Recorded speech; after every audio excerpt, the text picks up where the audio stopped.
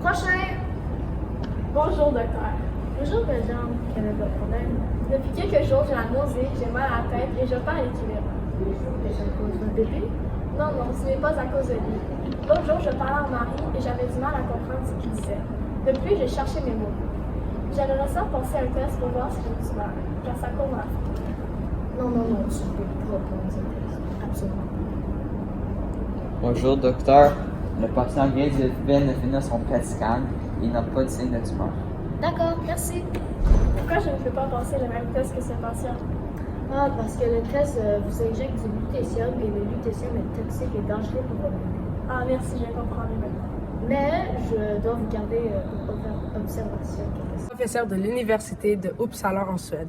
Elle travaille à développer des techniques pour suivre l'évolution des tumeurs cancéreuses. Un des éléments utilisés par les détecteurs en tomographie par émission de positrons est le lutécium. La tomographie par émission de positrons est connue sous le nom de PET scan. Aussi, le lutécium est utilisé comme traitement contre des tumeurs neuroendocrines. Une équipe de chercheurs du CHU à Québec, supervisée par Dr Jean-Mathieu Beauregard, en a fait son principal projet. Selon ses recherches, le lutécium irait se lier directement dans la tumeur. Grâce à ses propriétés radioactives, il permettait une radiothérapie interne. Mais qu'est-ce que le lutécium? Le lutécium est le plus lourd des lanthanides, avec une masse de 175 UMA. Avec ses 71 protons, il occupe la 71e case dans le tableau périodique. On retrouve la famille des lanthanides dans le bas du tableau périodique, soit à la 6e période. Il a une masse volumique de 9,84 grammes par centimètre cube et son point de fusion est de... Ah, c'est chaud! 1663 degrés Celsius. C'est chaud! Ouais. Et son point d'ébullition est de 3402 degrés Celsius. Le mot lutécium vient de lutèce ou lutetia. C'est le nom qu'utilisaient les Romains pour désigner l'actuelle ville de Paris. Le lutécium fut découvert en 1907 par 3 chimistes qui travaillaient indépendamment sur cet élément. Le français Georges Urbain, l'Autrichien Karl Auer von Welsbach et l'Américain Charles James, et non James Charles. Ils travaillaient tous, chacun de leur côté, sur un échantillon d'ytterbine.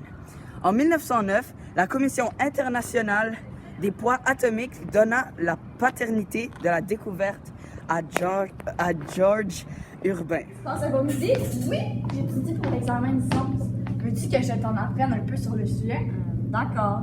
Savais-tu que le lutécium a peu d'utilité en dehors de la recherche? Ah oui? Pourquoi? Parce que ça coûte environ 10 000 $ pour extraire 100 grammes de lutécium. Par contre, l'industrie pétrolière l'utilise comme catalyseur dans les réactions de craquage et d'hydrogénation. Mais c'est quoi un catalyseur? Un catalyseur est une substance qui augmente ou diminue la vitesse de réaction. Par exemple, on utilise un catalyseur pour transformer le pétrole en un produit que l'on utilise dans la vie de tous les jours. Le craquage consiste à couper une grosse molécule organique alors que l'hydrogénation permet d'ajouter de l'hydrogène à une molécule. Ah, ok. Savais-tu que le lutécium est assez réactif? Ah oui? Ce solide gris argenté, mou et ductile réagit lentement avec l'oxygène de l'air. Il réagit avec les acides, les bases et la plupart des non-métaux. Salut!